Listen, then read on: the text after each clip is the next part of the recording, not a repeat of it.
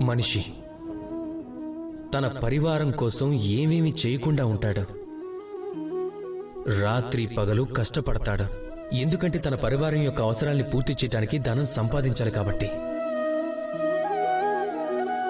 కానీ కేవలం ధనం సంపాదించటం మాత్రమే పరిష్కారం అవుతుందా? మీరనొచ్చు, అవును, ఎందుకు కాదు అని. ధనంతో అన్నీ దొరుకుతాయి. విద్య దొరుకుతుంది, ఇల్లు దొరుకుతుంది, ఔషధం దొరుకుతుంది, ఏదైనా దొరుకుతుంది అని.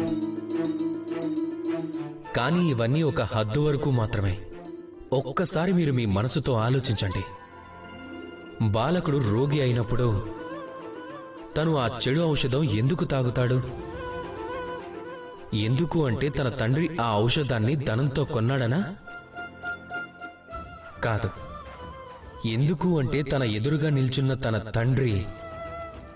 తండ్రి మీద ఉన్న నమ్మకం. ఆ నమ్మకం ఎలాంటిది అంటే ఏమీ జరగనివ్వడు అని. ఈ నమ్మకం, ఈ సంస్కారం, ఇదంతా ధనంతో ఎప్పటికీ దొరకదు. ఇది దొరుకుతుంది కేవలం ఏ సమయమైతే వారు వారి తల్లిదండ్రులతో కలిసి గడుపుతారో. అందుకని జీవితంలో ధనం ఖచ్చితంగా సంపాదించండి. అలాగే మీ పరివారానికి కూడా సమయం ఇవ్వండి. అప్పుడు సంతోషం దొరుకుతుంది.